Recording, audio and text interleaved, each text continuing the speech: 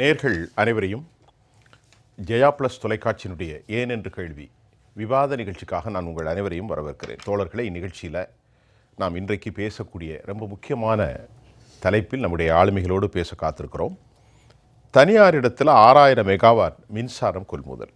மின்மிகை மாநிலம், மின் பற்றாக்குறை மாநிலமாக தமிழ்நாடு மாறியது ஏன்? இதுதான் பேச போகிறோம். உண்மையிலேயே நமக்கு இன்றைய தேவை ஒட்டுமொத்தமாக 21,000 மெகாவாட். அது ஜனவரியில் 17,000 மெகாவாட் இருந்தது. தற்போது திமுகவினுடைய அரசாங்கம் தனியார் கையில் ஒப்படைக்கிறது. கிட்டத்தட்ட அதனுடைய அளவீட்டினுடைய பயன்பாட்டு அளவு என்ன என்று சொன்னால் அது 45.43 கோடி யூனிட்டு ஒட்டுமொத்த அந்த தேவையை தற்போது அது 6% அதிகரித்திருக்கிற நேரத்தில் 21,943 அளவிற்கு இந்த மாதம் அடுத்த மாதம் தேவை இருக்கும், மே மாதம் என்று எதிர்பார்க்கப்படுகிறது. நம்முடைய உற்பத்திகள் மரபுசார் உற்பத்தி எல்லாம் சேர்ந்து ஒரு 17,000 அப்படி வந்தாலும் கூட மீதி 6,000 வெளியே கொள்முதல் செய்யப்படுவதாக செந்தில் பாலாஜி அறிவித்திருக்கிறார். இவற்றில் அமெரிக்காவில் தமிழ்நாட்டில் கையூட்டு கொடுக்கப்பட்டதாக வழக்குகளும் கூட நாம் ஏற்கனவே பேசியதும் உங்களுக்கு நினைவிருக்கலாம். சவுதி அரேபியாவிலிருந்து 2 கம்பெனி கேட்கிறார்கள், ஜெர்மயா ஒன்று. அவற்றை கொடுக்காமல் அதானி நிறுவனத்தோடு ₹2.61 தமிழக திமுக அரசு ஒரு புரிந்துணர்வு ஒப்பந்தத்தை போட்டிருக்கிறார்கள். இது கிட்டத்தட்ட 30 விழுக்காடு அதிகம். இவர்களுக்குள் என்ன கோட்பாடு என்பது நமக்கு தெரியவில்லை. ஆகவே வந்த 4 ஆண்டுகளில் திராவிட முன்னேற்ற கழக அரசு உண்மையிலேயே எத்தனை புதிய உற்பத்தி நிலையங்களை கொண்டு வந்தது, அதற்காக அடிப்படை வேலைகள் என்ன நடக்கின்றது என்பதெல்லாம் நமக்கு கேள்வியாக இருக்கிறது. வருகின்ற நாடாளுமன்ற கடந்த தேர்தலில் அவசரமாக 800 மெகாவாட் திட்டத்தை எண்ணூரில் திரு ஸ்டாலின் திறந்து வைத்தார். அதுவும் இப்பொழுது மௌனியாக்கப்பட்டிருக்கிற சூழ்நிலையில் தேவை அதிகம், தனியார்களிடத்திலே கொள்முதல், இதற்கு இடையில் என்ன லாபம்? இதுதான் கேட்க போகிறோம். மின்மிகை மாநிலம் தற்போது மின்சாரம் இல்லாத பற்றாக்குறை மாநிலமாக மாறப்போகிறதா? நம்மோடு பேசுவதற்கு அறப்போர் இயக்கத்தினுடைய தோழர் ராதாகிருஷ்ணன், அதை போன்று பொருளாதார நிபுணர் திரு வா சுப்பிரமணியன் அவர்கள், அரசியல் விமர்சகர் ஐயா வாசுதேவன், வணக்கம். பாரதிய ஜனதாவினுடைய ஊடகத்துறை சார்பில் நம்மோடு தூத்துக்குடி மரியாதைக்குரிய செல்வம் சார் வாங்க. வணக்கம். வணக்கம் ராதாகிருஷ்ணன் சார். இப்போ நாட்டில் அதிக இழப்பை சந்தித்து தமிழ்நாடு மின்சார வாரியம் திமுக ஆட்சிக்கு வந்து 3 முறை மின் கட்டண உயர்வு. ஒரு கேள்வி, தனியார் நிறுவனத்திடமிருந்து ஒரு யூனிட் 9 ரூபாய்க்கு வாங்க திட்டம். நிறைய விஷயம் இருக்குது, ஆனால் நீங்கள் எப்படி பார்க்குறீங்க? இதன் உள்ள நிறைய விஷயத்தை சொல்லுங்கள், அதுக்கப்புறம் நம்ம கேள்வி. இன்றைக்கி அந்த சட்டமன்ற அறிவிப்புக்கு பிறகு செய்திகளில் அவங்க வெளியிட்டிருந்த அந்த டீட்டெயிலிங்கை அவங்க கொடுத்துருக்குறாங்க. அதில் 2 விஷயங்கள் நம்ம கேள்விக்கு உட்படுத்தப்பட வேண்டியதாக பார்க்குறோம். சரி. ஒன்று வந்து அந்த 4 ஆண்டுகளில் 78,000 புதிய மின்மாற்றிகள் அமைக்கப்பட்டிருக்கு அப்படின்னா. மின்மாற்றி? ஆமாம், மின்மாற்றி, மின் உற்பத்தி அல்ல, மின்மாற்றிகள் 78,000. இதில் ஏற்கனவே வந்து நம்ம புகார் கொடுத்து இன்னமும் கேள்விக்கு உட்படுத்தியிருந்தோம்.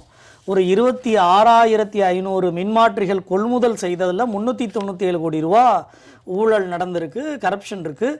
அதுவும் மார்க்கெட்டே வந்து காட்டல் செட் பண்ணுறாங்க. ஒரு 30 நிறுவனங்கள் ₹1 கூட கூடுதலும் குறைச்சலும் இல்லாமல் ஒரே ரேட்டை ஃபிக்ஸ் பண்ணதை நம்ம ஆதாரத்தோடு வெளிப்படுத்தணும்.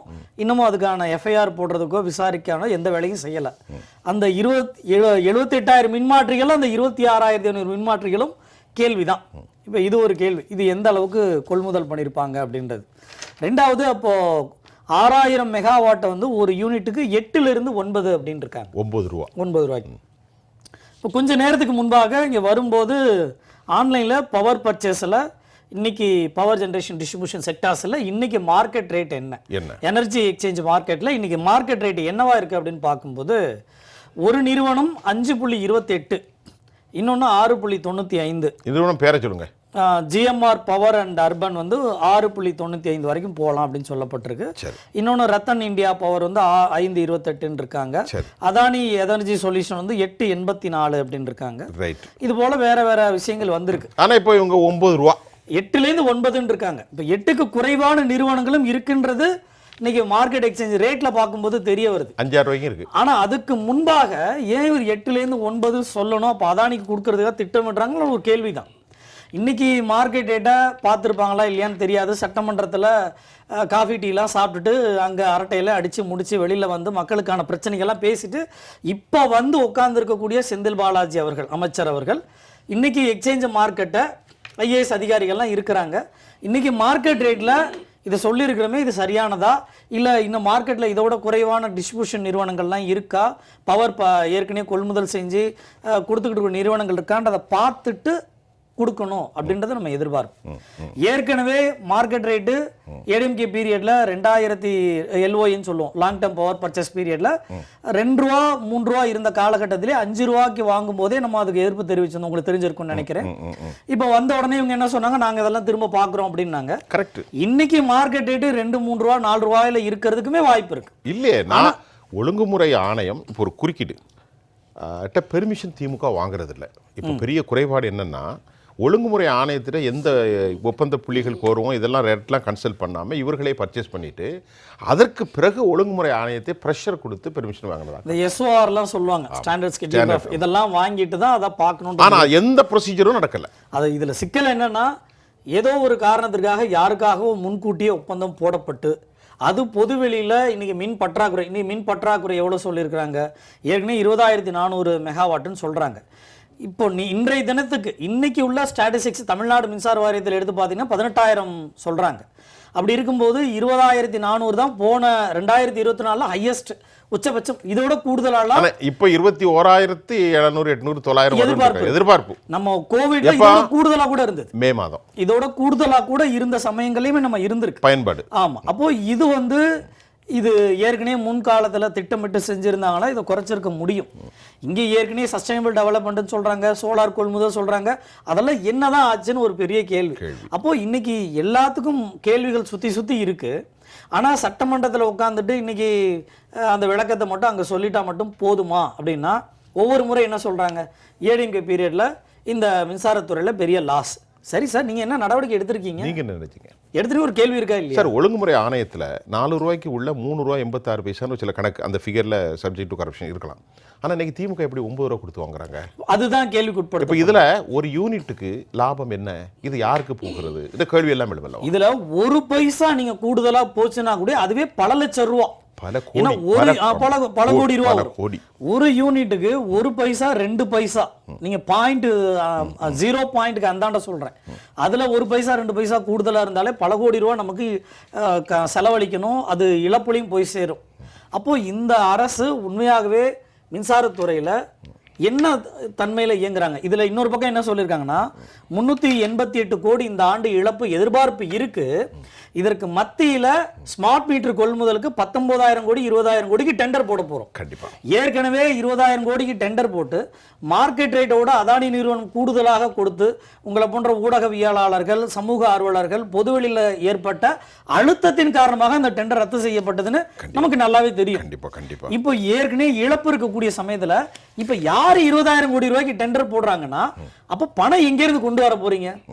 கரூர்ல இருந்து கொண்டு வர போறீங்களா, இல்ல முதலமைச்சர் அவரு இதுக்காக செலவழிக்க போறாரா, இல்ல ஏற்கனவே நிதித்துறையிலேருந்து அவங்க தங்கம் தென்னரசு அவர் வீட்டிலேருந்து கொண்டு வர போறாரா? ஏன்னா எண்டாத்துடைய யார் பே பண்ண போறது? கண்டிப்பா நம்ம தான் பே பண்ண போறோம். நம்ம தானே இப்ப ஒரு ரூபாய் நம்ம தான் பே பண்றோம். சரி, இப்போ ஏற்கனவே விலையேற்றம் உங்களுக்கு தெரிஞ்சிருக்கும். ஏற்கனவே விலையேற்றத்தின் போது கூட இவங்க என்ன சொன்னாங்க, எங்களுக்கு போன வருஷத்தோட இந்த வருஷம் 14,000 கோடி ரூபாய் டெபிசிட், நாங்க இந்த பைசாவை இன்க்ரீஸ் பண்ணா மீட்டப் ஆயிரும் நாங்க.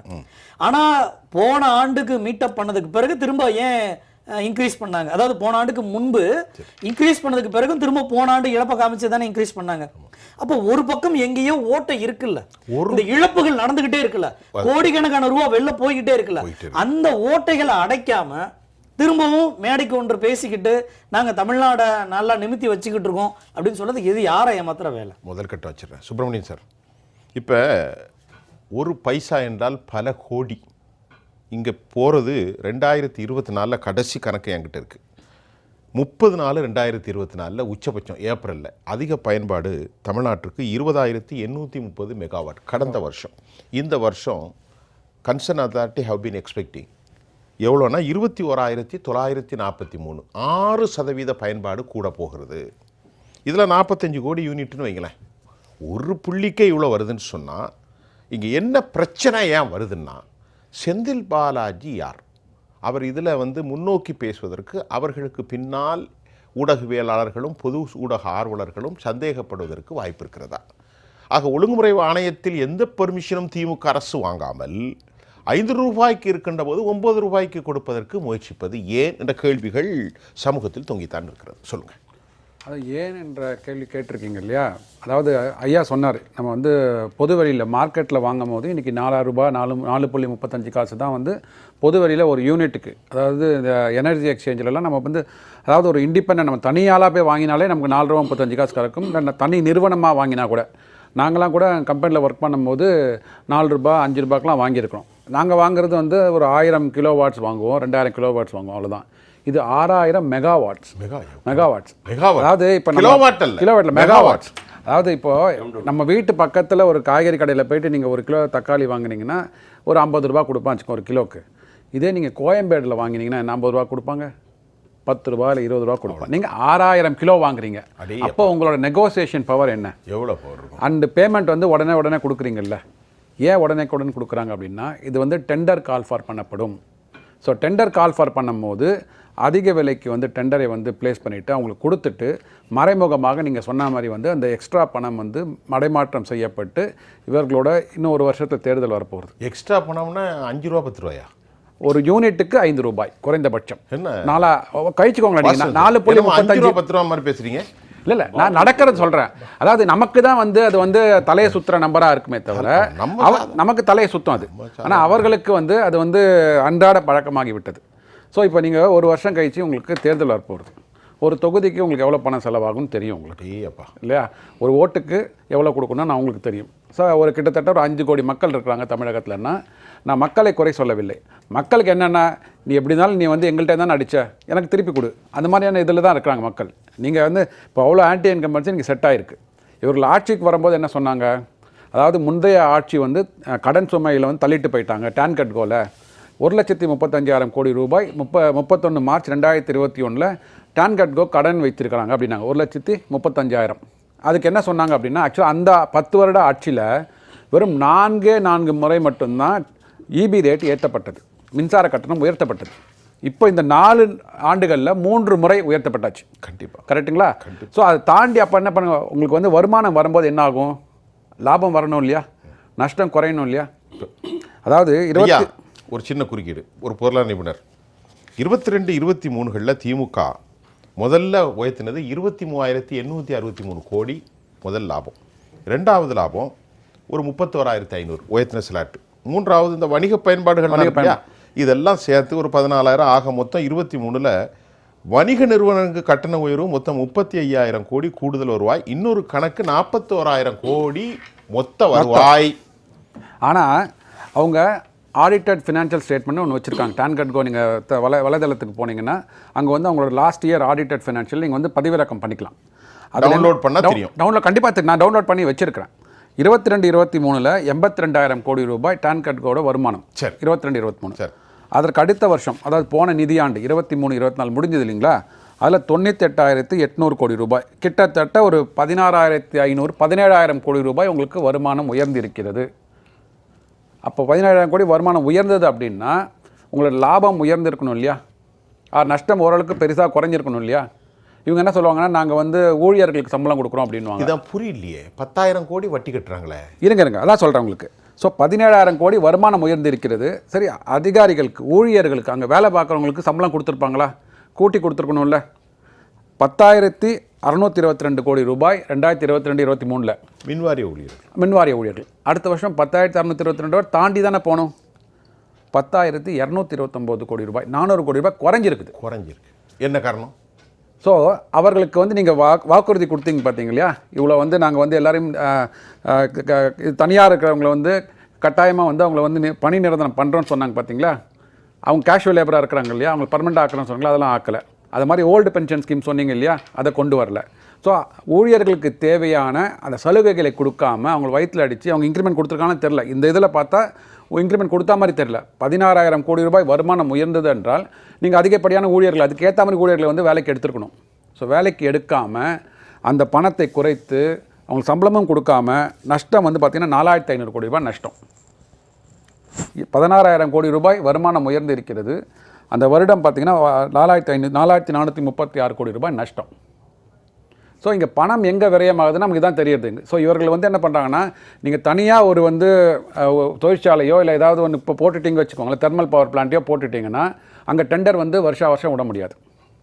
ஏன்னா நம்மளோட பிளான்ட் அது தெர்மல் பிளான்ட்டாக இருக்கட்டும், கோல் பிளான்ட்டாக இருக்கட்டும், ஹைட்ரோ பிளான்ட்டாக இருக்கட்டும், அரசாங்கமே நிர்வகிக்கிற பிளான்ட்லேருந்து நமக்கு வந்து எலக்ட்ரிசிட்டி வந்தது அப்படின்னா நீங்கள் டெண்டர் விடுகின்ற அந்த ஆப்பர்ச்சுனிட்டி உங்களுக்கு கிடையாது, சந்தர்ப்பம் கிடைக்காது.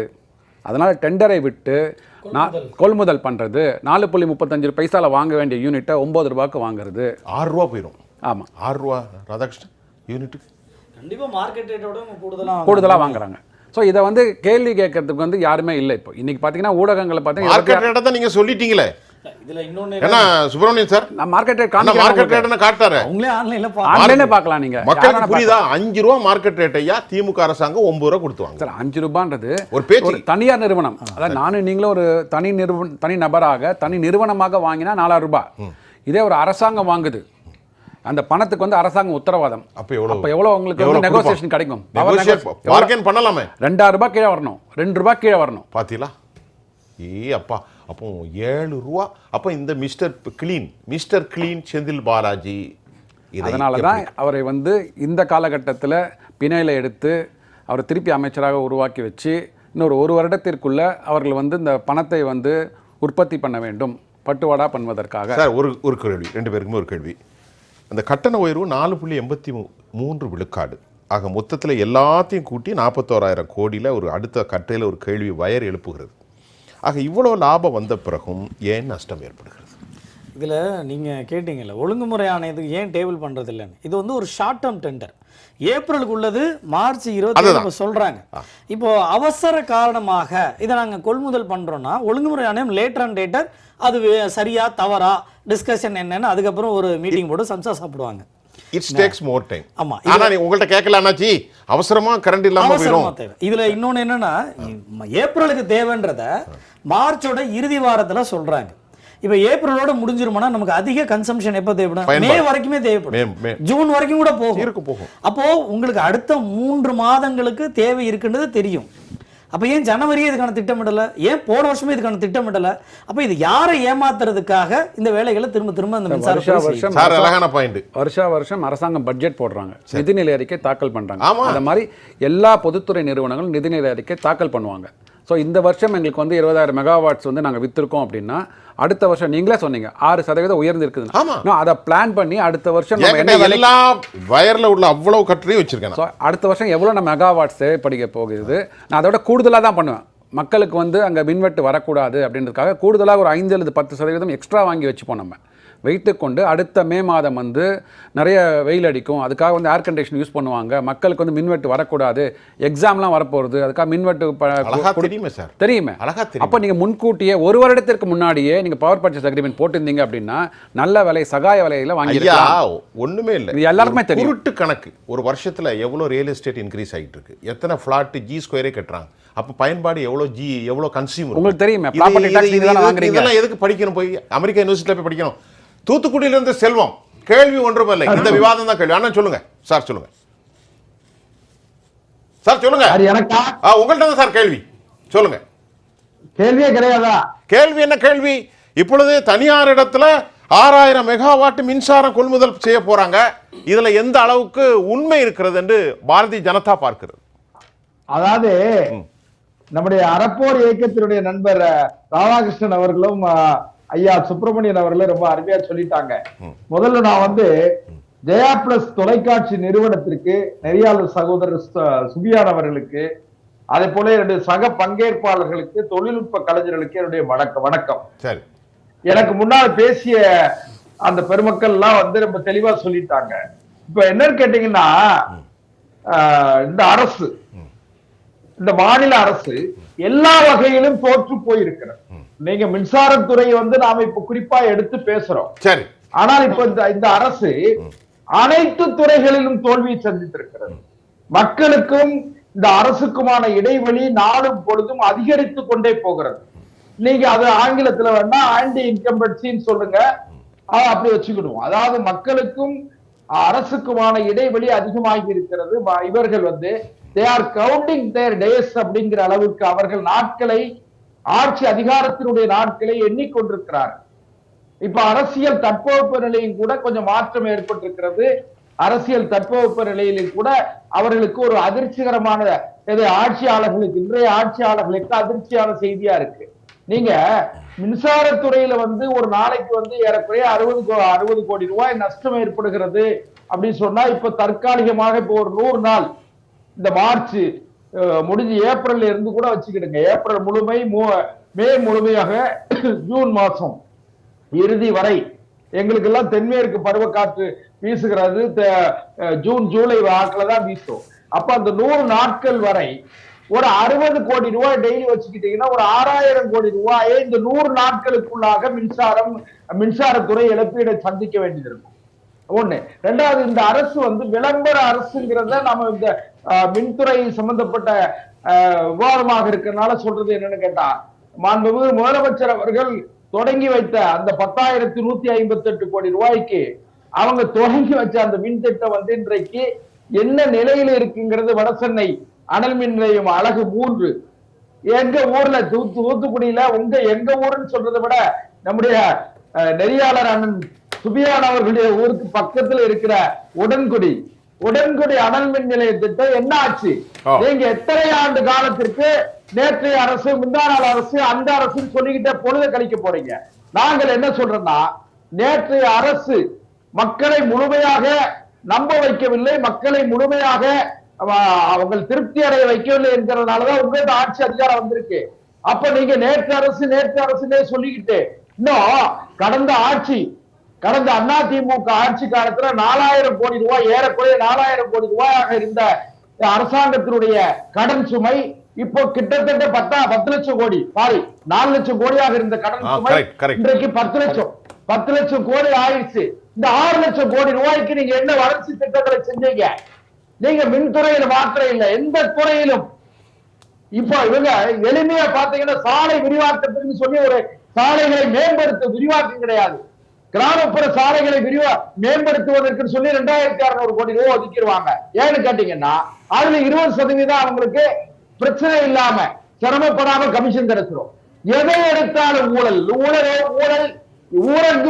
சொல்லி மக்கள் எல்லாம் கூச்சல் இடுகிற அளவிற்கு, கோஷம் போடுகிற அளவிற்கு இந்த அரசு நிர்வாக தோல்வி ஏற்பட்டிருக்கிறது. இந்த தோல்வியை மறைப்பதற்கு முதலமைச்சர் தேவையில்லாம மொழியை, ஜாதியை, மதத்தை தேவையில்லாம பயன்படுத்திக்கிட்டு இவங்க ஒரு பிரிவினையை தூண்டுகிற வகையில இந்த அரசு திட்டமிட்டு மக்களை மடைமாற்றம் செய்து கொண்டிருக்கிறார்கள். இப்ப என்ன கேட்டீங்கன்னா, மும்மொழி கொள்கையை சொல்றது.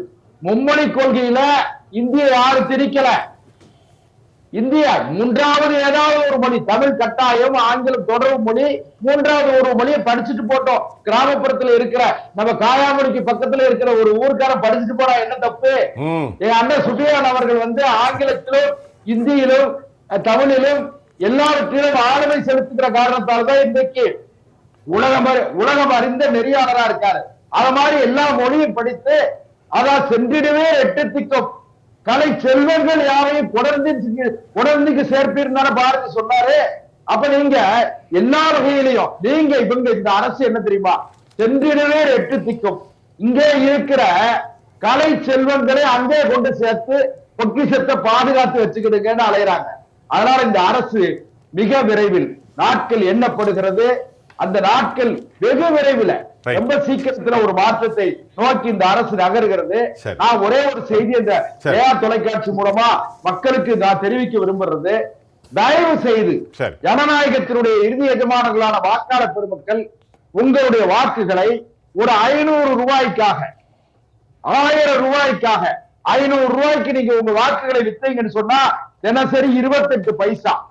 ஒருவேளை 1000 ரூபாய்க்கு உங்க வாக்குகளை வித்தீங்கன்னா தினசரி 56 பைசா. இப்படி இல்லாமல் ஒரு நல்ல ஆட்சியை, ஒரு நேர்மையான ஆட்சியை, எதிர்கால சமூகத்தை கட்டி எழுப்பக்கூடிய, எதிர்கால சந்ததியை காப்பாற்றக்கூடிய ஒரு ஆட்சி அமைப்பதற்கு நீங்க இப்பவே தயாராகுங்க. ஏன்னு கேட்டீங்கன்னா, உங்களுக்கு ஒரு இந்தியாவுல பாரதிய ஜனதா கட்சி தலைமையில் மரியாதைக்குரிய மாண்புமிகு பிரதமர் நரேந்திர மோடி அவர்களுடைய தலைமையில் ஒரு நல்ல ஆட்சி அண்ணன் சுபியான் அவர்களுக்கு தெரியுங்கிறதுனால சொல்ற உலகத்தில் இருக்கிற செல்வம் சார், ஒரு சின்ன இடைவேளைக்கு முன்னாடி உங்களை இடைவேளை வந்துருச்சு. நீங்க இந்த 56 பைசா கணக்கு போட்டீங்கல்ல, நீங்களே கணக்கை எடுத்து கொடுத்து மறுபடியும் உட்கார்ந்து எத்தனை 56 பைசா சம்பாதிக்க வேண்டும் என்று வழிகாட்டி விடுவீர்கள் நான் அஞ்சுகிறேன். ஐயா வாசுதேவன் அவர்களிடத்துல நம்ம பேச போறோம். இப்போ குறிப்பாக நீங்க என்ன இந்த புள்ளியில அம்மா 2016 தமிழகத்தில் ஒரு பேசுறாங்க, செல்வி ஜெயலலிதா அம்மா. அவங்க சொல்றாங்க, மின்மிகை மாநிலமாக சட்டப்பேரவையுடைய பேச்சு சொல்கிறாங்க. 2001 2006 வரைக்கும் வல்லூரில் 1500 மெகாவாட், தூத்துக்குடியில் 1000 மெகாவாட், வடசென்னையில் 600, சிறுபுனல் மின் திட்டத்தில் வெறும் 36 மெகாவாட் அந்த அரசாங்கம் நாங்கள் செஞ்சு இந்த அளவுக்கு கொண்டு வந்திருக்கோம். அப்புறம் ஒரு 3000 கோடி அவங்க மரணத்திற்கு முன்பு அடுத்த கட்ட நடவடிக்கைகளுக்காக ஒதுக்கப்பட்ட பணம் செலவழிக்காமலே போயிட்டு ஆண்டு இன்றைக்கு 12 ஆண்டுகள் கடந்து போனது. இந்த 3000 கோடி இந்த மாதிரி விஷயங்கள்லாம் நடத்தினா எங்களுக்கெல்லாம் மறக்காது. சரி, இப்போ நம்ம உங்கள்கிட்ட கேட்க திமுக என்ன திட்டம் போட்டாங்க? திரு ராதாகிருஷ்ணன் சொல்லும்போது என்ன சொன்னீங்க? கரிடாரா என்னது, ஒரு அதில் ஒரு ஊழல் பண்ணாங்களே, மின் மாற்றியாக தமிழ் டிரான்ஸ்ஃபார்மர். இது உற்பத்தி இல்லை, டிரான்ஸ்ஃபார்மர். அதை இன் மாற்றி அந்த மாற்றினோன்னு ஏதோ மீன்கள் வருது போல நினைச்சிருவாங்க. மின் மாற்றி கூட கிடையாது, மின் கடத்தி. கணக்கி ரைட். இப்போ நீங்க இந்த பர்ச்சேஸ்ல ஒரு மிகப்பெரிய கொள்ளை நடப்பதாக சந்தேகம் வருகிறது. திரு சுப்பிரமணியன் சொல்றாரு 2 ரூபாய் கூட வாங்கிடலாங்கிறார். கிலோவாட் அல்லையா, இது மெகாவாட்டுங்கிறாரு பொருளாதார நிபுணர். ஐயா எந்த புள்ளியை பிடிக்கிறீங்க? இல்லை, எப்போவுமே கவர்மெண்ட் டெண்டர் போடும்போது ப்ரைவேட்டாக நம்ம வாங்குறத விட கவர்மெண்ட் ரேட் ரொம்ப கம்மியாக தான் இருக்கும். அந்த மாதிரி தான் அவங்க சப்ளை பண்ணுவாங்க. ஃபார் எக்ஸாம்பிள், நீங்கள் திருப்பதி நெய்யுக்கு ஆர்டர் பண்ணிங்கன்னு சொன்னால் அவன் 600 ரூபா சொல்லுவான். இதே எதுவும் ஒரு கவர்மெண்ட் ஆர்டர் பண்ணிச்சுன்னு சொன்னால் 450 ரூபாய்க்கு கொடுப்பாங்க. இது வந்து எல்லாருக்குமே தெரிஞ்ச விஷயந்தான். ஜெயலலிதா பற்றி சொன்னீங்க, ரொம்ப சந்தோஷமாக இருக்குது. ஜெயலலிதா வந்து உள்நாட்டு உற்பத்தி அதிகப்படுத்தணும், ரேட்டு காஸ்ட் ஆஃப் ஜெனரேஷன் கம்மி பண்ணணும், ரெவன்யூ இன்க்ரீஸ் பண்ணணும், அந்த 3 இதுலேயும் இலக்குலேயும் ரொம்ப கரெக்டாக இருந்துகிட்டு இருந்தாங்க. But at the same time அந்த காரணத்தினாலே தான் அவங்க வந்து அந்த உஜ்வாலா அந்த உதய் ஸ்கீம் இருக்குது இல்லையா, அதாவது உஜ்வல் டிஸ்காம் அஷூரன்ஸ் யோஜனா அப்படிங்கிற, அதாவது இந்த டிஸ்காம் கம்பெனிஸ்லாம் இருக்குது இல்லையா, அந்த டிஸ்காம் கம்பெனிஸ்லாம் ஆல் இண்டியா லெவலில் வந்து பயங்கரமாக கடன் வாங்கி மிகப்பெரிய கடன் நிறுவனங்களாக மாறி இருந்த காலம் அது. அதாவது 2007-8 காலகட்டத்தில் நான் பேங்க்கில் தான் இருந்தேன். நாங்களும் நிறையா அதுக்கு லோன்லாம் கொடுத்துருந்தோம். தமிழ்நாடு இதுக்கு கூட லோன் கொடுத்துருந்தோம். அந்த சமயத்தில் பவர் கார்ப்பரேஷன் லிமிட்டெடுக்கும் லோன் கொடுத்துருந்தோம். ஸோ அவங்க வந்து அதில் ஜாயின் பண்ணாத காரணமே அதுதான். அதுக்கப்புறமா தங்கம் தென்னரசு சார் என்ன சொல்கிறாரு, 2017 மத்திய அரசு வந்து கையை முறுக்கினதுனால பன்னீர்செல்வம் வந்து இதில் ஜாயின் பண்ணிட்டாரு, அதனால அது மிகப்பெரிய தவறாக விட்டது அப்படின்னாரு. அது ஏன் மாதிரி தவறாச்சு அப்படிங்கிறது எனக்கு தெரியல. என்னை பொறுத்த வரைக்கும் சென்ட்ரல் கவர்மெண்ட்டில் 2 அருமையான ஸ்கீம்ஸ் இருக்குது. ஒன்று உதய் அப்படிங்கிறது, இன்னொன்று RDSS அப்படிங்கிறது, ரிவாம்ப்டு டிஸ்ட்ரிபியூஷன் செக்டார் ஸ்கீம்ஸு. இந்த 2 ஸ்கீம்ஸ்லேயுமே உங்களுக்கு என்னென்ன வேணுமோ அதெல்லாம் சென்ட்ரல் கவர்மெண்ட்டு சப்சிடி கொடுக்குறாங்க. ஏன் இந்த ஸ்கீமில் அவங்க ஜாயின் பண்ணல அப்படிங்கிறது எனக்கு தெரியல. சார், ஏதாவது ஒரே ஒரு துறை நீங்கள் வந்து ரொம்ப பிரமாதமாக நிர்வாகம் பண்ணி அதில் லாபம் ஈட்டினீங்க அப்படின்னு சொன்னால் நான் ஒத்துக்கிறேன் சார். தமிழ்நாடு கவர்மெண்ட்டில் இன்றைக்கி இந்த விடியல் அரசு கவர்மெண்ட்டில் எந்த ஒரு துறையிலும் கூட ஒரு நிர்வாக சீர்திருத்தம் அப்படிங்கிறது நடக்கலை. நிர்வாகம் பயங்கரமாக கெட்டு குட்டிச்சுவராக போயிட்டுருக்கு. மக்கள் மேலே வரிச்சுமே அதிகமாக இருக்குது, சேவை கட்டணங்கள்லாம் அதிகமாகிட்டுருக்கு. But at the same time நீங்கள் நிர்வாகம் மட்டும் பேசினாலும் பரவாயில்ல, பட் இவர் கொஞ்சம் அரசியலும் பேச ஆரம்பிச்சிருக்கிறார் செந்தில் பாலாஜி. அமைச்சர் என்ன சொல்கிறார் அப்படின்னா, ஒரே ஒரு எக்ஸாம்பிள் சொல்கிறேன். அவர் சொல்கிறாரு, இந்த மாதிரி ஸ்டேட் எலக்ட்ரிசிட்டி மினிஸ்டர்ஸ் எல்லாம், அதாவது இப்போது நீங்கள் ஒரு மாநாடு கூட்டினீங்க இல்லையா சார், தொகுதி மறுவரையறைக்கு மாநாடுகள்லாம் கூட்டி ஆல் இண்டியா லெவலில் நாங்கள் வந்து புகழ் பெறுவோம் அப்படின்னு நினச்சிக்கிட்டு நீங்கள் கூட்டினீங்க இல்லையா, டீலிமிட்டேஷன் மாநாடு. அது மாதிரி செந்தில் பாலாஜி சொல்கிறாரு, ஸ்டேட் எலக்ட்ரிசிட்டி மினிஸ்டர்ஸ்லாம் ஒன்று சேரணும். இது வந்து 16வது நிதி கமிஷனில் டெடிகேட்டட் கிராண்ட்ஸு பவர் செக்டாருக்கு கொடுக்கணும் அப்படிங்கிறாரு. நான் என்ன கேட்குறேன், அதெல்லாம் இருக்கட்டும். 16வது நிதி கமிஷனோட அறிக்கை எப்போ வந்து அவங்க பரிந்துரை செய்யப்பட்டு அது ஏற்றுக்கொள்ளப்பட்டு அதுக்கு ஏற்ற மாதிரி உங்களுக்கு நிதி பங்கீடு கொடுக்க போகிறாங்க, அதெல்லாம் வந்து எதிர்காலம்.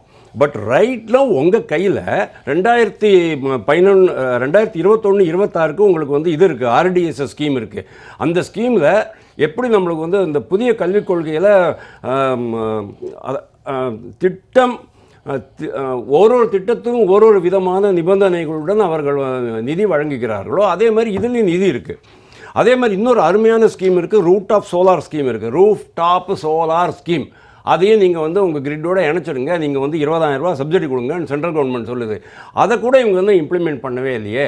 ஏன்னா 10 வருஷம் 12 வருஷம் முன்னாலேயே கர்நாடகாலையும் இன்றைக்கி இருக்கிற தெலுங்கானாலையும், அப்போ வந்து ஆந்திராவாக இருந்துச்சு, இன்றைக்கி இருக்கிற தெலுங்கானாலையும் ரொம்ப பிரமாதமாக இது பண்ணிட்டு இருந்தாங்க, இம்ப்ளிமெண்ட் பண்ணிட்டு இருந்தாங்க. பட் இவங்க இன்றைக்கி வரைக்கும் அதை இம்ப்ளிமெண்ட் பண்ணலை. ஆனால் அவர் என்ன சொல்கிறாரு, இது மாதிரி அரசியல் பேசிக்கிட்டு உட்காந்துருக்கிறாரு. இன்னொன்று முக்கியமாக அந்த செந்தில் பாலாஜி சொன்னதில் எனக்கு ரொம்ப ஆச்சரியமாக இருக்கிறது என்ன அப்படின்னா, power finance corporation, rural electrification corporation அப்படிங்கிறது இந்த 2 ஃபைனான்ஸ் கம்பெனிஸ் இருக்குது இல்லையா, அதாவது இந்த இவங்களுக்கெல்லாம், அதாவது டிஸ்காம்ஸுக்கெல்லாம் பணம் கொடுக்குறவங்க, பப்ளிக்காக பணத்தை ரைஸ் பண்ணி இவங்களுக்கு வந்து கடன் கொடுக்குறாங்க. அந்த கடன் தான் இவங்களுக்கு வாபஸ் கொடுக்கணும். ஓகே, அவங்க என்ன சொல்கிறாங்க, நீங்கள் பவர் ஃபைனான்ஸ் கார்பரேஷன் சைட்டில் போய் பார்த்தீங்கன்னா தெரியும் சார், அவங்க என்ன மாதிரி உங்களை மாதிரி ஒரு டெபாசிட் இருக்குது, அவங்க எவ்வளோ ரேட் கொடுக்குறாங்க, 8.25% அந்த மாதிரி ஆவரேஜாக நான் சொல்கிறேன். It ranges from 7.9 to 8.35. Okay, 8.25 ஆவரேஜாக வச்சுக்கோ. 8.25% அவங்க கொடுக்குறாங்க. இவங்ககிட்ட அவங்க வாங்குறது மேபி 10 to 11% தான் அவங்க வந்து இன்ட்ரெஸ்ட் வாங்குறாங்க. ஒரு ஸ்மால் மார்ஜினில் தான் அவங்க ஆப்ரேட் பண்ணுறாங்க, ஜஸ்ட் லைக் பேங்க்ஸ், அதாவது கமர்ஷியல் பேங்க்ஸ் மாதிரியே. இவங்க என்ன சொல்கிறாங்க, 1.5% ரெடியூஸ் பண்ணணும் இன்ட்ரெஸ்ட் அப்படிங்கிற. அதாவது சார், உங்களால் பண்ண முடியுதுன்னு சொன்னால் அடுத்தவங்க மேலே ப்ளேம் பண்ணுறது தான் சார். வெள்ள தடுப்பு உங்களால் பண்ண முடியல, வெள்ள நிவாரணம் கொடுக்க முடியல, நீங்கள் வந்து மத்திய அரசை குறை சொல்கிறீங்க. வாத்தியாருக்கு ஸ்கூலில் வாத்தியாருக்கு சாக் பீஸ் வாங்க கொடுக்கலன்னு சொன்னால் மத்திய அரசு பணம் கொடுக்கல அப்படிங்க. அதே மாதிரி இப்போ வந்து இவங்க என்ன சொல்கிறாங்க, இதை பண்ணணும், 16வது நிதி கமிஷனில் பண்ணணும். இது எல்லாமே பாருங்கள், ஷிஃப்டிங் த பிளேம் அப்படின்னு சொல்லுவாங்க இல்லையா, அதை தான் இவங்க உண்மை. சார், உங்களுடைய நோக்கம் உண்மை நேர்மையாக இருந்தால், உங்களுடைய நடவடிக்கை நேர்மையாக இருந்தால், இது எல்லாமே நம்பகத்தன்மை உடையதாக இருக்கும். ஆனால் அப்படி இல்லைங்கிறத என்னுடைய குற்றச்சாட்டு. சுப்பிரமணியன் சார், 2011 அம்மையார் செல்வி ஜெயலலிதா சட்டமன்றத்தில் பேசுகிறாங்க. 2016 அவருடைய மரணத்திற்கு முன்பு தான் அந்த வல்லூர் திட்டங்கள் எல்லாம் பேசப்படுகிறது. அவர் சொல்கிறாரு, நாங்கள் பல திட்டங்களை ப்ராக்டிக்கலாக கொண்டு வந்திருக்கிறோம். கிட்டத்தட்ட 1500, தூத்துக்குடியில் ஒரு 1000, ஒரு 600 வட சென்னை, சிறு புனர் மின் திட்டத்தில் 36. ஆனால் வெளியே வாங்குறது ஒன்றும் தப்பு இல்லை, நமக்கு ஸ்கேர்சிட்டி இருந்துச்சுன்னா, டெஃபிசிட் இருந்துச்சுன்னா நம்ம வாங்கலாம்.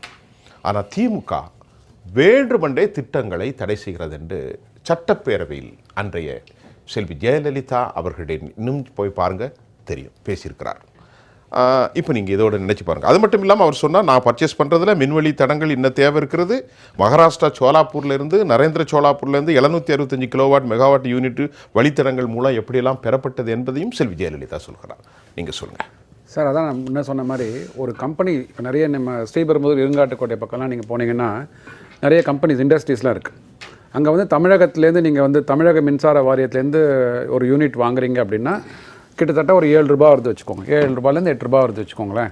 அவர்கள் என்ன பண்ணுவாங்கன்னா, ஒரு தனி சின்ன கம்பெனி நடத்துகிற முதலாளிகள், அங்கே நிறுவனத்தை நடத்துகிற அதிபர்கள் என்ன பண்ணுவாங்க அப்படின்னா, இது மாதிரி ஓப்பன் மார்க்கெட்டில் வந்து வந்து இது கோட் பண்ணுவாங்க. அங்கே கேட்பாங்க அவங்க, ஓகே இன்னைக்கு வந்து இந்த ஸ்டாக், இந்த எனர்ஜி எக்ஸ்சேஞ்சில் வந்து இன்றைக்கி என்ன ரேட்டு போகுது, இந்த மாதத்துக்கு என்ன ரேட் போகுது, இது டிபெண்ட்ஸ் அப்பான் மாறும். ஆனால் 6.25 ரூபா இல்லை 8 ரூபா கீழே இருந்தால், எனக்கு அரசாங்கத்தை விட எனக்கு ஜாஸ்தியாக போனால் நான் வாங்க மாட்டேன், அரசாங்கத்திட்ட தான் வாங்குவேன். அரசாங்கத்தை விட கீழே வரும்போது, ஏன்னா வந்து இந்தியா முழுவதும் இணைக்கப்பட்டிருக்கு, இந்த கிரிட்டெல்லாம் இந்தியா முழுவதும் இணைக்கப்பட்டிருக்கு. ஸோ நான் எங்கே வேணால் போய் வாங்கலாம். அது சோலாராக வாங்கலாம், இல்லை ஹைட்ரோ பவர் பிளான்ட்லேருந்து வாங்கலாம், இல்லைனா வந்து கோலாக வாங்கலாம், எங்கே வேணால் வாங்கலாம் நான்.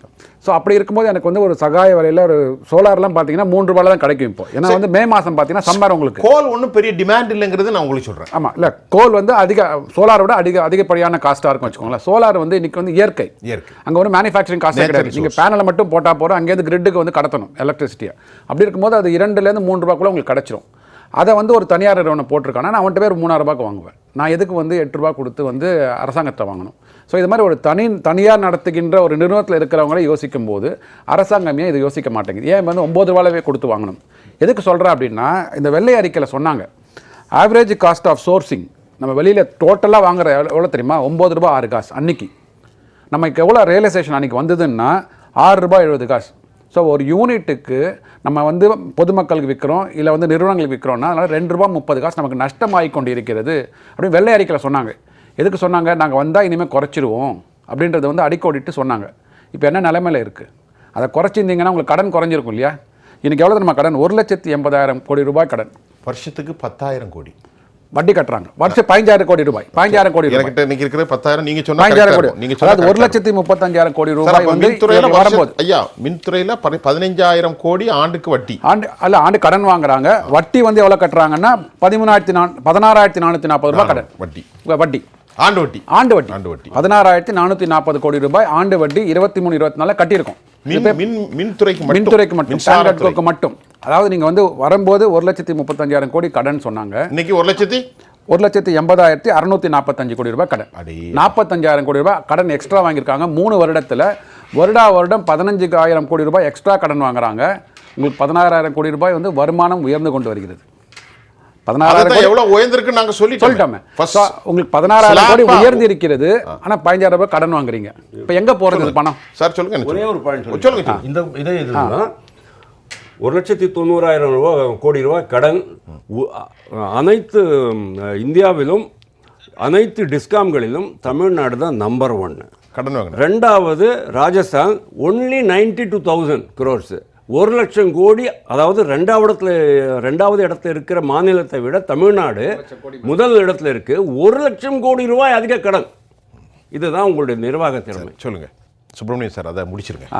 அது ஸோ நம்ம வட்டியை பற்றி பேசிட்டு இருந்தோம். வட்டி வந்து வருடம் 15,000 கோடி ரூபாய் கொடுக்குறாங்கன்னா அந்த வட்டியை எப்படி குறைக்கணும்னு பார்க்கணும் இல்லைங்களா? அதாவது இப்போ நீங்கள் தமிழ்நாடு பவர் ஃபைனான்ஸ் கார்பரேஷன் அந்த வெப்சைட்டில் போனீங்கன்னா ஃபிக்ஸட் டெபாசிட் நீங்கள் ப்ளேஸ் பண்ணலாம். ப்ளேஸ் பண்ணிங்கன்னா கிட்டத்தட்ட ஒரு 8% வந்து வட்டி கொடுப்பாங்க உங்களுக்கு. ஸோ 8% வட்டி கொடுக்குற நிறுவனம் அதை வந்து முதலீடு செய்து அதை வந்து குறைஞ்சபட்சம் ஒரு 15% வந்து வருமானம் ஈட்டினா தான் உங்களுக்கு 8% கொடுக்க முடியும். கம்பெனிக்கு வந்து ஒரு 7% வச்சுக்க முடியும் இல்லைங்களா? அப்படி இருக்கும்போது இந்த பொதுத்துறை நிறுவனம் நஷ்டத்தில் இயங்கி கொண்டிருந்தால் எப்படி அந்த ஃபிக்ஸட் டெபாசிட் கொடுத்தவங்களுக்கு வந்து வட்டி கொடுக்க முடியும்? வட்டி கொடுக்கறதுக்கு என்ன பண்றாங்க? திருப்பி கடன் வாங்குறாங்க. ஸோ கடனுக்கு மேல் வட்டியை அடைப்பதற்காக கடன் வாங்குறாங்க. நாம பொது கடனை பார்த்தோமே. ஆமா, பொது 65,000 கோடி கடன் வைங்க, 55,000 கோடி கடனை கட்டுறாங்க இல்லையா? ஆமா, அதாவது தமிழகம் அசலையும் கட்டி வட்டியும் கட்டுறாங்க. அசலை அடைப்பதற்கு திருப்பி நம்ம வந்து வட்டிக்கும் கடன் வாங்கணும். கடனுக்கு மேல கடன் எல்லா நிறுவனங்களும். சார் இந்த பொது பட்ஜெட்ல 1,66,000 அரசாங்கம் கட்டி வட்டி கடன் வாங்குது. அந்த 1,66,000 கோடியில வட்டி கட்ட போறோம். 70,000 கோடி வட்டி. என்ன நடக்கிறது பாசுவோம். இதை வந்து நீங்கள் வந்து எவ்வளோ உங்களுக்கு ஐவர் குழு வச்சிருக்கிறீங்க, இல்லை வந்து உங்களுக்கு நல்ல நிபுணர்கள் இருக்கிறாங்க. பிடிஆர் பழனிவேல் தியாகராஜன் இருக்கிறாரு. அவர் தான் உலகத்திலேயே வந்து நீங்கள் அவர் யூஸ் பண்ணிக்கலாம்ல. நீங்கள் இன்றைக்கி அவர் இலாக்கால இல்லைன்னா கூட அவர்கிட்ட அட்வைஸ் கேட்கலாம்ல. இல்லை உங்களோட தேர்தல் நிதி அறிக்கையை தயாரித்தவர்கள், தேர்தல் அறிக்கையை தயாரித்தவர்கள் டிஆர் பாலெலாம் இருக்கிறாரு. அவங்களாம் கேட்கலாம்ல. இப்போ அவர் யூடியூப்ல பேட்டி கொடுத்தாரு. எங்கள் அப்பாவுக்கு தெரியாமல் நான் புரோட்டா சாப்பிட்டேன் அன்றைக்கி ஒரு பேட்டி கொடுத்தாரு. இப்போ தான் லேட்டஸ்ட்டாக ஆனால் இப்போ தான் கொடுத்தாரு. அந்த மாதிரி அவர் அமைதியாக ஆயிட்டார். சார் அதுக்கு வேறு காரணங்கள் உண்டு. ராதாகிருஷ்ணன் ஒரு கேள்வி. இப்போ நம்ம பேசும்போது திரு சுப்பிரமணியம் ஒரு பாயிண்ட்டை சொன்னார். நமக்கு அவ்வளோ டெக்னிக்கலாக அந்த விஷயத்தில் நாலேஜ் இல்லைன்றாலும் உங்கள்கிட்ட கேட்டுக்கிறேன். சோலாரில் பண்ணால் ரொம்ப கம்மியாக கிடைக்கும், 2 ரூபா 2.5 ரூபாய்க்கெலாம் கிடைக்கும் அப்படிங்கிறார். அதானி நிறுவனத்தோடு சோலார் தான் ஒப்பந்தம் நடந்தது. 9 ரூபாங்கும்போது எனக்கு அப்படியே பேசிக்கிட்டே இருக்கும்போது 7 ரூபாயா ஒரு யூனிட்டுக்கு அப்படின்னு வருது. எத்தனை கோடி யூனிட்டு? அது கொஞ்சம் சொல்லுங்களேன். உண்மையாகவே இப்போதைக்கு சோலாரை பயன்படுத்துறதுக்கு வாய்ப்பு இருக்குன்னு இருக்குது. எனிவே கிரிட்டில் தான் எடுக்க போகிறாங்க. அக்ராஸ் இந்தியா கிரிட் கனெக்டிவிட்டி இருக்குது. அதில் நீங்கள் நிலக்கரியில் வரக்கூடிய ப்ரொடக்ஷனில் வாங்குறத விட சோலார் ப்ரொடக்ஷன்லேயும் வாங்குறது இன்னமும் விலை குறைவாக இருக்கும். மார்க்கெட்டை கம்பேர் பண்ணி எடுக்குது. மக்களுக்கு நல்லது செய்யணுன்ற எண்ணம் இருந்தால் செய்யலாம். பிடிஆர் பழனிவேல் தியாகராஜன் 2021 ஆட்சிக்கு வந்த உடனே ஒரு வெள்ளை அறிக்கை கொடுத்ததில் நண்பர்கள் சொன்னது போல் அதில் சில விவரங்கள் இருந்தது. அதில் எப்படியெல்லாம் மின் உற்பத்தியை மின் தேவையை குறைக்க முடியும், ஏற்கனவே இழப்பாக இருக்கக்கூடிய தொகையை எப்படி எடுக்க முடியும். செந்தில் பாலாஜி அவர்கள் வந்த உடனே என்ன சொன்னார்? மின்சார பிரச்சனைக்கு அணில் மேலே பழிய தூக்கி போட்டார். முதல்ல நமக்கு தெரிஞ்சிருக்கும். அதுக்கப்புறம் இன்னொரு பக்கம் என்ன பண்ணார்? 2 லட்சம் 2.5 லட்சம் மெட்ரிக் டன் அளவுக்கான நிலக்கரி காணா போயிருக்கு, நாங்கள் கண்டுபிடிக்க போகிறோம்னாங்க. அந்த அறிக்கை எங்கே இருக்குன்னு தான் தெரியல. அதுக்கு ஆர்டிஐ போட்டு தேடிக்கிட்டு இருக்கோம். இன்னும் அவருக்கு கிடைச்சாதான் நமக்கு தர முடியும். அவர் கிடைச்சிருந்ததுன்னா வெளிப்படுத்தணும். ஏன்னா அந்த நிலக்கரி கொள்முதலில் 2-3 சிக்கல்கள் இருக்குது. ஒன்று, தரம் குறைந்த நிலக்கரியை தரம் அதிகப்படுத்தின நிலக்கரியாக, தரம் 1 இதில் இருக்கக்கூடிய நிலக்கரியாக, தரம் 2 இருக்கக்கூடிய நிலக்கரியாக வாங்கியிருக்கிறாங்க.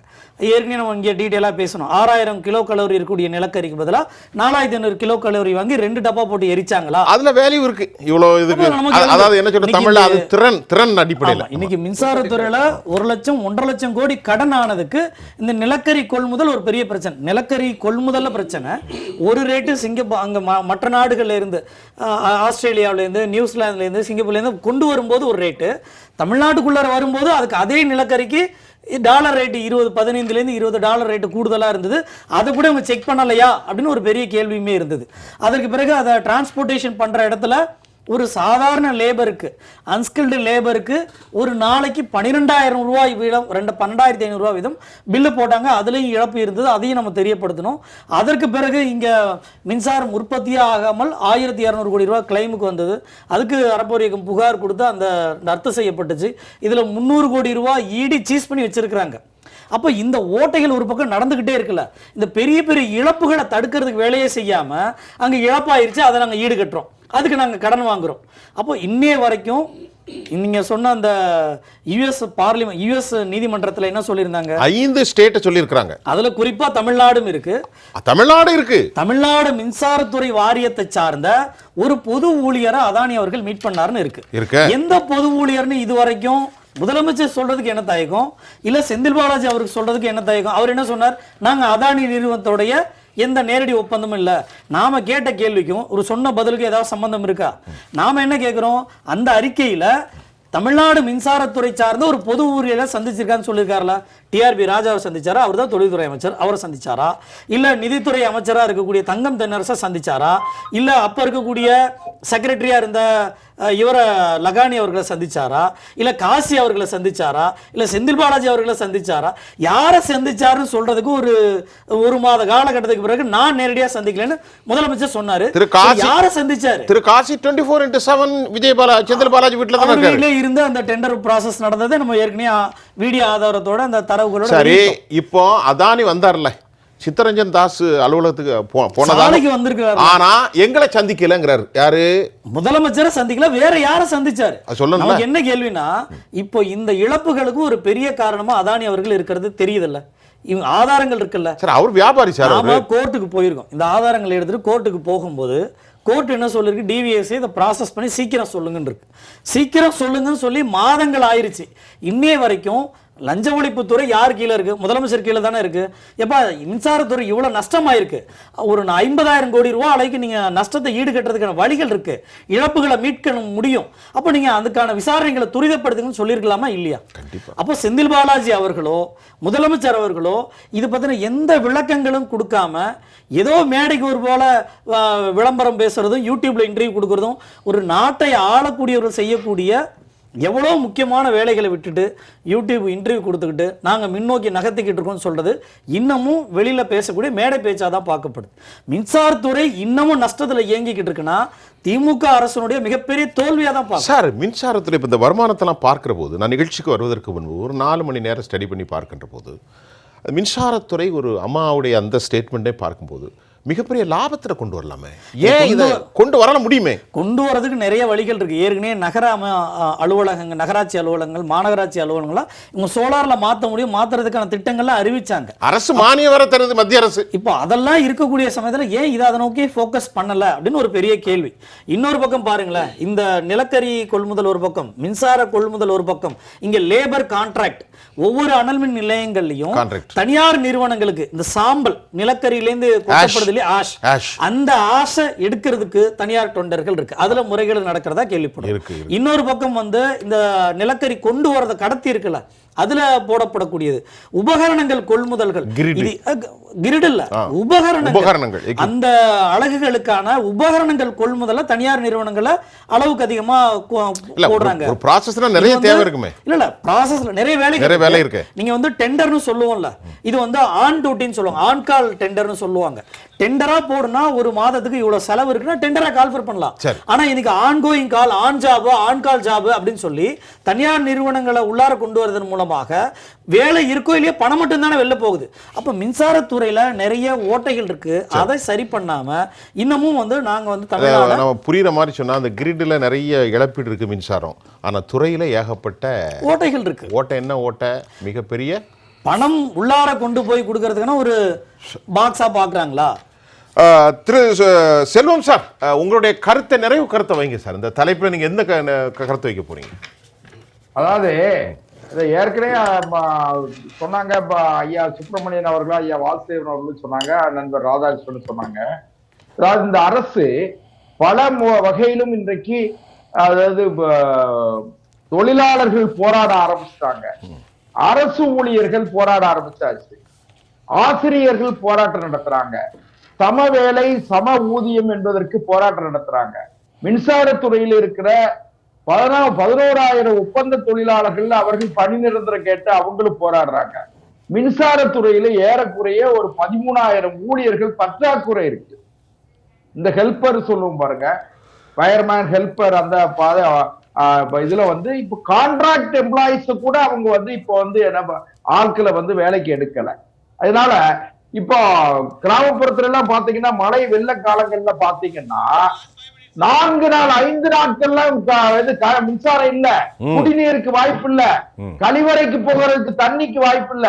இப்படி எல்லாம் கடந்த ஆண்டு மக்கள் மிகப்பெரிய சித்திரவதைப்பட்டார்கள், அவஸ்தைப்பட்டாங்க மக்கள். அந்த அளவிற்கு நான் தூத்துக்குடியில நேரடியாக அனுபவப்பட்டதுனால சொல்றேன். அதாவது இந்த மக்கள் வந்து மிகப்பெரிய அளவுல கொதிநிலையில இருக்காங்க. சோலார் பவரை பத்தி சொன்னீங்க. சோலார் பவரை பொறுத்த வரைக்கும் சார் மிகப்பெரிய அளவுல இப்போ திமுக அரசு சோலார் பவர் யூனிட் இருக்கு பாருங்க, ஜெனரேட் பண்ற இந்த யூனிட், அந்த இண்டஸ்ட்ரீஸ் எல்லாமே திமுகவை சார்ந்தவர்களுக்கு அதிகமா அவங்களுக்கு தான் லைசன்ஸ் கொடுக்குறாங்க. ஒண்ணு. ரெண்டாவது, மரியாதைக்குரிய, அதாவது இந்த திமுக அரசு வந்து எல்லா துறைகளிலும் அவர்கள் குடும்பத்தை சார்ந்தவர்கள் வணிகம் செய்வதற்காக அரசு நடத்துகிற அளவுக்கு ஆயிடுச்சு. கல்வி திமுகவை சார்ந்தவர்கள் நடத்துகிற வணிகம். போக்குவரத்து துறையில இப்ப பாத்தீங்கன்னா மினி பஸ் விட்டுருக்காங்க. மினி பஸ் கான்ட்ராக்ட் எல்லாமே யாரு பாத்தீங்கன்னா திமுகவை சார்ந்தவர்கள், திமுக அமைச்சர்கள், முன்னணி தலைவருடைய பினாமிகள் தான், அவங்க தான் நடத்துறாங்க. இப்படி எல்லாமே வணிகமயம் ஆயிட்டதுனால ரியல் எஸ்டேட்டை பொறுத்த வரைக்கும் உங்களுக்கு சொல்ல வேண்டியதில்லை, முதல் குடும்பத்தை சார்ந்தவர்கள் நடத்துகிற அந்த நிறுவனம் நடத்துறது. இப்ப எல்லாமே அவரவர் குடும்பத்தை சார்ந்தனால ரேட்டை பற்றி எல்லாம் அவங்களுக்கு கவலை இல்லை, மக்களை பற்றி கொஞ்சம் கூட அக்கறை இல்லை. அதனால இவங்க என்னன்னு கேட்டீங்கன்னா மடைமாற்றம் செய்வதற்காக மொழியை, தொகுதி மறுசீராய்வு, ஒரே ஒரு செய்தியோட முடிச்சிடுறேன். இப்ப தொகுதி மறுசீராய்வுன்னு சொன்னாங்க பாருங்க, டீலிமிட்டேஷனை பத்தி இப்ப பேச வேண்டிய அவசியம் இல்ல. ஏன்னா அது 2026-27க்கு பிறகு பேச வேண்டிய விஷயம். ஏன்னு கேட்டா டீலிமிட்டேஷன் கமிட்டி போடணும், அந்த கமிட்டி ரிப்போர்ட் கொடுக்கணும், அதுக்கு பிறகுதான் டீலிமிட்டேஷனை பத்தி பேசணும். இப்போ அதை பேச வேண்டிய அவசியம் இருக்கிற, டீலிமிட்டேஷனை பத்தி யாராவது சென்ட்ரல் கவர்மெண்ட்ல இருந்து ஏதாவது அறிக்கை கொடுத்திருக்காங்களா? கிடையாது. இப்போ மக்களுடைய உணர்ச்சியை தூண்டி விட்டு மக்களை ஒரு கொதிநிலைக்கு கொண்டு வந்து இந்த ஆட்சியை ஏதாவது தள்ளாடி கொண்டிருக்கிற இந்த ஆட்சியை தக்க வைப்பதற்காக மது, நான் ஒரே ஒரு செய்தியோட முடிக்க, நீங்க சுவையானனுக்கு உங்களுக்கு தெரியும், அதாவது மது என்கிற போதை ஒரு 3 தலைமுறையை வந்து அழிச்சிட்டு சார். இந்த இன்னைக்கு நீங்க பற்றாக்குறை பட்ஜெட் போடுறீங்கல்ல, இந்த வேற ஒண்ணு வேண்டாம், போக்குவரத்து துறை, மின்சாரத்துறை, பொதுப்பணித்துறை, இப்படி ஒரு 5-6 துறைகளை மட்டும் நீங்க சரிப்படுத்துறீங்கனாலே தமிழ்நாட்டுல எது மிக வருமானம் உள்ள நிதிநிலை அறிக்கை தாக்கல் செய்ய முடியும். 10 லட்சம் கோடி ரூபாய் கடன் வாங்க வேண்டிய அவசியம் இல்லை. அதனால இந்த நாட்டை சீரழித்துக் கொண்டிருக்கிற திமுக ஆட்சி என்றைக்கு வீட்டுக்கு போகிறதோ அன்றைக்கு தான் கிழக்கு வெளிச்சம், கீழ்வான சிவக்கும். நன்றி வாசியம் சார், உங்களுடைய நிறைவு கருத்து. 2023 பாராளுமன்றத்தில் மத்திய அமைச்சர், மின்சாரத்துறை அமைச்சர் சொன்னதை நான் சொல்கிறேன்.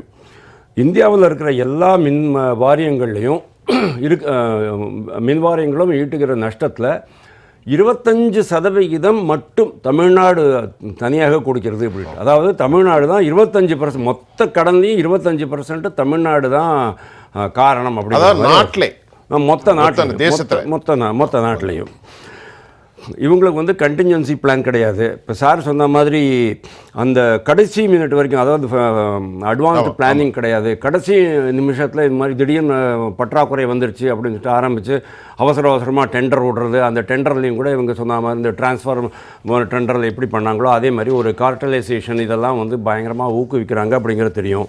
இந்த அரசு வந்த பிறகு 2 முறை நிலக்கரியில் கூட நிலக்கரி காணா போச்சு. டன்னா நிலக்கரி இல்லைங்க. நீங்கள் வந்து சர்க்கரையை எறும்பு சாப்பிட்டது, சாக்கை வந்து கரையான் சாப்பிட்டதுன்னு சொன்னால் நாங்கள் வந்து புரிஞ்சுக்க முடியும் சார். அந்த நிலக்கரியை டன்னாக இருக்கிற நிலக்கரியை யார் சார் எடுத்துகிட்டு போவாங்க? அது எனக்கு தெரியல சார், யார் எடுத்துகிட்டு போகிறாங்க அப்படின்னுட்டு. அதே மாதிரி தங்கம் தென்னரசு சொல்கிறாரு, இந்த லாஸ்ட் இயர் தூத்துக்குடியில் வந்த மழை காரணமாக, வெள்ளம் காரணமாக அதனுடைய பாதிப்பு ஏற்பட்டுள்ளது அப்படிங்கிறாரு. அவர் சொல்கிறாரு பிளான்ட் லோடு ஃபேக்டர் வந்து ஆல்மோஸ்ட் 85% வந்துருச்சு அப்படின்னு சொல்கிறாரு. அதுக்கு எந்த விதமான தரவுகளும் எனக்கு கிடைக்கல. அது உண்மையா அப்படிங்கிறது எனக்கு தெரியல. ஆக மொத்தம் இது நாம் ஸ்லோலி, நீங்கள் ஜெயலலிதா பற்றி சொன்னீங்க கட்டமைப்பெல்லாம் பண்ணுறாங்க அப்படி இப்படின்ட்டு. நாங்கள்லாம் கட்டமைப்பெல்லாம் பண்ண விரும்பலை சார். நாங்கள் வந்து இருக்கிறதே தனியார் மயமாக்கிறதுக்கு தான் முயற்சி பண்ணிக்கிட்டு இருக்கோம். தமிழ்நாட்டில் எப்படி போக்குவரத்து துறை நாங்கள் வந்து ப்ரைவேட்டைஸ் பண்ணிகிட்டு இருக்கோமோ அதே மாதிரி இதையும் ப்ரைவேட்டைஸ் பண்ணிடலாம் பார்க்குறோம். பள்ளி கல்வியும் ப்ரைவேட்டைஸ் பண்ணுறதுக்காக முயற்சி பண்ணிக்கிட்டு இருக்கோம் அப்படிங்கிறது உங்களுக்கு தெரியும். அதனால் ஆல்மோஸ்ட்டு இன்னும் ஒரே ஒரு விஷயந்தான் முடியல. அவங்களுக்கு பாட்டிலுக்கு 10 ரூபா மாதிரி மீட்டருக்கு 100 ரூபா அப்படிங்கிற போகிற அளவுக்கு வந்துருமா அப்படிங்கிறது என்னுடைய பயம். நேயர்களே, பாட்டிலுக்கு 10 ரூபாங்கிற மாதிரி மீட்டருக்குங்கிற ஒரு கேள்வி வைத்திருக்கிறார். இது இன்னும் சிரிப்பதற்கு வழி இல்லை தோழர்களே. தமிழ்நாட்டினுடைய மொத்த பயன்பாடு 45 கோடி யூனிட். நம்முடைய ராதாகிருஷ்ணனும் சுப்பிரமணியன் அவர்களும் பேசும்போது சோலார் யூனிட்டில் 2.5 ரூபாய்க்கு வாங்கலாம், ஆனால் 9 ரூபாய்க்கு ஏன் போட்டது? மனசாட்சி அடகு வைத்து பல ஆயிரம் கோடி ரூபாய்கள் வட்டி கட்டக்கூடிய சாமானிய மக்களின் மீது எங்களின் தலைகளில் தான் விழுகிறது. நாங்கள் கேட்காமல் யார் கேட்பார் என்று தமிழ்நாட்டு மக்கள் இன்றைக்கு ஒரு கொதிநிலைக்கு வந்திருக்கிறார்கள். அரசாங்கம் கொதிநிலைக்கு மக்களை மாற்றப் போகிறது. ஆனால் அரசாங்கத்தை எதிர்த்து நாங்கள் கேட்காமல் வேறு யார் கேட்பார் என்ற நிலை இன்றைக்கு தமிழ்நாடு முழுவதும் காணப்படுவதாக தூத்துக்குடியிலிருந்து நம்முடைய மரியாதைக்குரிய பாஜகவினுடைய தோழர் திரு செல்வம் அவர்கள் பேசினார். அவருக்கு நான் நன்றியை தெரிவித்துக் கொள்கிறேன். பொருளாதார நிபுணர் திரு சுப்பிரமணியன் அவர்கள், வாசுதேவன் அறப்போர் இயக்கத்தினுடைய தோழர் திரு ராதாகிருஷ்ணன், உங்கள் அனைவருக்கும் நான் வணக்கம். நேர்களை மீண்டும் மற்றொரு களத்தில் நான் உங்களை சந்திக்கின்றேன். அதுவரை உங்கள் அனைவரிடமிருந்தும் நான் உங்கள் சுஃபியான், ஜெயா பிளஸ் தொலைக்காட்சிக்காக நன்றி. மீண்டும் சந்திப்போம்.